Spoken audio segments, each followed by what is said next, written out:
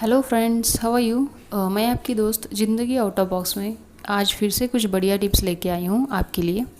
Hope so वो tips आपको अच्छे लगेंगे और आप अपनी लाइफ में ये ज़रूर यूज़ करना।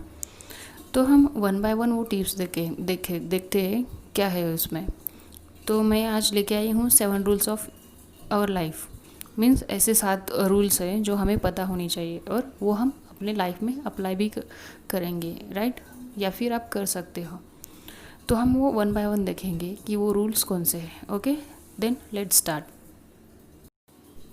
The first one is stay calm.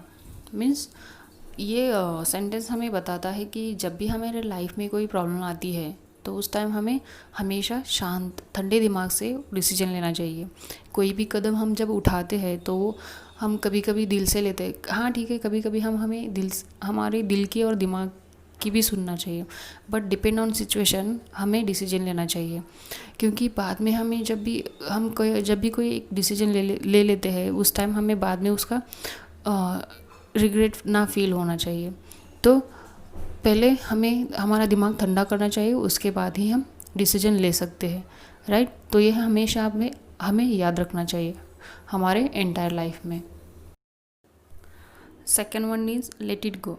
Means कभी कभी हमारे साथ ऐसी सिचुएशन आ जाती है कि हमें उसे छोड़ना ही बेहतर होता है हमारे लिए।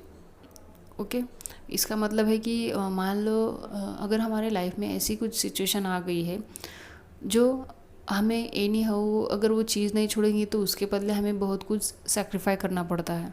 क्योंकि हम एक as a social human being करके जीते हैं, तो हम हमेशा हमारे फैमिली की, सोसाइटी की, या फिर हम कभी कभी खुद की भी सोचते हैं, या फिर जो सामने वाला है तो उसके बारे में भी सोचते हैं। अगर हम उसे छोड़ेंगे तो हमारी वजह से उसका भला हो रहा है, तो ऑब्वियसली हम समटाइम कुछ चीज़ें हैं जो लेट इट गो कर सकते हैं लाइफ में। और ऐसे लाइफ में बहुत बार होता है हमारे साथ। तो कभी कभी ये लेट इट गो करना भी अच्छा है, क्योंकि तभी जाके हम आगे बढ़ सकते हैं ना। क्योंकि अगर हमारी मुट्ठी खाली हो गई ना तो ऑब्वियसली हम दूसरा लेने के लिए हम रेडी हो जाते, तभी तो एम्प्टी होती है हाथ हमारा।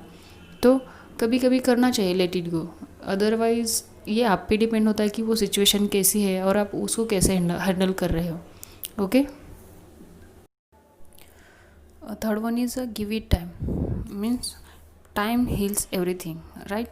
इस सेंटेंस का मीनिंग होता है कि हमारे लाइफ में कभी कभी ऐसे इतने बड़े प्रॉब्लम्स आते हैं, या फिर जो हमारा करीबी होता है ना, अगर वो हमें छोड़ के चला गया, इट में भी उसकी डेथ हो गई, तो उस टाइम हम इतना इतना पैनिक हो जाते, इतना लोनलीनेस फील करते हैं।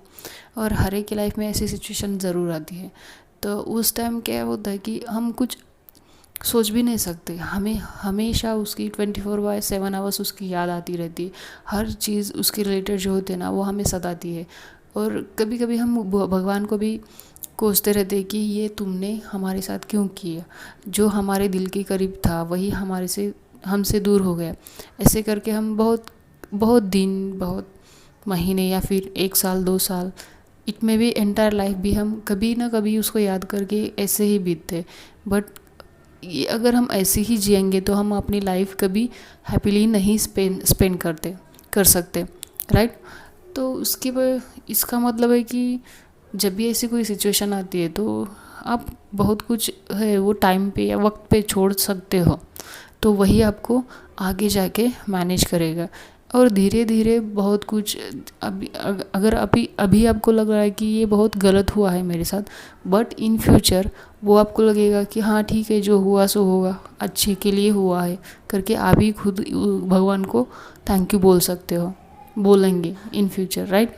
तो अगर ऐसी सिचुएशन आई है हमारी लाइफ में तो हमें कुछ चीज़ें हैं जो भगवान के हाथ में छोड़ देना चाहिए, या फिर वक्त पे। और next one is ignore them. ये फोर्थ वन है। इसका मीनिंग क्या है कि इग्नोर देम मीन्स हमारे आजू बाजू कुछ ऐसे लोग रहते हैं जो हमेशा हमें नीचे खींचना चाहते हैं, या फिर हमारी हमेशा इंसल्ट करते रहते हैं। हमारी फीलिंग्स की उनको कदर नहीं होती, हमारी रिस्पेक्ट नहीं करते ऐसे लोग। तो ऐसे लोगों से हमें ना हमेशा 2 हाथ ही दूर रहना ही चाहिए, या फिर हमें टोटली उनको इग्नोर कर देना चाहिए। क्योंकि एक बार अगर हमारे माइंड में चला गया कि ऐसे लोगों की वजह से कुछ अलग ही थॉट्स आते रहेंगे आपके माइंड में, तो ऑब्वियसली आपकी लाइफ वो बहुत स्पॉइल कर सकते हैं। तो ऐसे लोगों से हमें हमेशा दूर रहना चाहिए, और वो जो कुछ बोलते हैं या फिर देखते हैं, सुनते हैं या फिर दिखाते हैं, वो हमें वो पूरा का पूरा इग्नोर कर देना चाहिए, क्योंकि ये जो लोग होते हैं वो हमेशा आपका बुरा ही चाहते हैं। तो अच्छा है कि ऐसे लोगों से हमेशा हमें दूर रहना चाहिए। Fifth one is don't compare yourself. Means इसका मतलब है कि हमें कभी भी किसी से भी कंपेयर नहीं करना चाहिए। ये लाइफ का सबसे बड़ा रूल है वैसे अगर देखा जाए तो, राइट। क्योंकि हम हर चीज़ के लिए इवन हम फैमिली मेम्बर में से भी देखेंगे तो हम अपने कभी कभी कज़न से, भाई बहन से भी कंपेयर करते रहते हैं हर चीज़। तो इसका मतलब ये जो चीज़ है ना वो हमें इनडायरेक्टली ना सैडनेस की ओर लेके जाती है। तो अच्छा है कि हम खुद से कंपेयर करें ना, कल हम कैसे थे, आज कैसे होंगे या फिर परसों कैसे होंगे। ऐसा करके हम खुद में इम्प्रूवमेंट ला सकते हैं, नन अदर देन दूसरों से कंपेयर करके। क्योंकि अगर देखो, अगर कोई बंदा या बंदी दिखने में अच्छा है और हम उनसे थोड़ा सा कम ब्यूटीफुल दिखते हैं या हैंडसम दिखते हैं, तो इसका मतलब ये नहीं होता कि वो जो है वो एकदम सही है और वही सबसे ज़्यादा मीन्स सोसाइटी में वगैरह बहुत उसको मान सम्मान मिल जाएगा, ऐसा भी कुछ नहीं होता। तो इससे अच्छा है कि हर एक इंसान के अंदर एक डिफरेंट टाइप की क्वालिटीज़ होती है, तो हमें वो ढूंढनी चाहिए और उस पर हमें वर्कआउट करना चाहिए, तभी जाके हम लाइफ का मज़ा ले सकते हैं, राइट। इसका मतलब ये नहीं होता कि अगर वो ब्यूटीफुल है तो ऑब्वियसली हमें भी ऐसे कुछ तो एक बढ़िया थिंग्स होगी जो हम सबसे अलग कर सकते हैं, तो वो हमें ढूंढनी है और उस पर हमें काम करना चाहिए, और वही जाके हम आगे उसका एक स्पेशलाइजेशन बना सकते हैं। तो हम अपने ऊपर ज़्यादा फोकस करें और दूसरे पे कंपेयर करके खुद की लाइफ स्पॉइल ना करें, right. Sixth one same like fifth one जैसा है, right. Means sixth one is it's on you. Means इसका मतलब है कि आपके लाइफ के इंचार्ज आप खुद हो। हर चीज़ के रिलेटेड जो कुछ होता है ना वो पूरा का पूरा आपके हाथ में होता है। अगर आप दुखी हो तो इसका मतलब है आप ही अंदर से इमोशनली या फिर कुछ ऐसे थॉट्स ला रहे हो जिसका रीज़न आपको इनडायरेक्टली दुख में लेके जाता है, या फिर आपके चेहरे पे वो साफ नज़र आता है। अगर आप हैप्पी हो तो भी इसका मतलब होता है कि ये भी आपकी वजह से ही हो रहा है।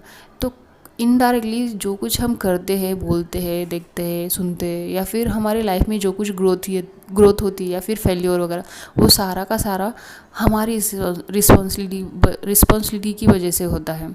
तो हमें ये हमेशा ध्यान रखना चाहिए कि हम जैसे सोचते हैं वैसे ही हम बनते जाते हैं। तो इससे अच्छा है कि हम अगर मान लो हमें एक चॉइस दे दी जाए कि 2 सॉन्ग चूज़ करने के लिए बोले, एक बहुत सैड है और एक बहुत हैप्पी वाला है, तो हम कौन सा चूज़ करते हैं उस पर हमें उसका रिज़ल्ट मिलता है। तो ये हमारे ऊपर होता है कि हमें क्या चूज़ करना है और कैसे लाइफ में आगे बढ़ना है, राइट। तो ये डोंट कंपेयर और इट्स ऑन यू, ये दोनों एक साथ मिलते जुलते हैं। तो हमें ये ध्यान रखना चाहिए हमेशा कि हमारे खुद का लाइफ का इंचार्ज हम खुद है। हर चीज़ का कुछ भी हो तो पूरा का पूरा हमारे ऊपर ही डिपेंड होता है। तो हमें ये हमेशा माइंड में रखना चाहिए, okay. The last one is smile. ये सबसे बड़ी चीज़ है हमारी लाइफ में, क्योंकि जब भी हम खुश होते ना तो हम हमेशा स्माइल करते रहते। स्माइल ये एक ऐसी इमोशन थिंग्स है या फिर ऐसी फीलिंग है जो हम खुद के साथ दूसरों को भी बांट सकते हैं, और हमें लाइफ में हमेशा हंसते रहना चाहिए।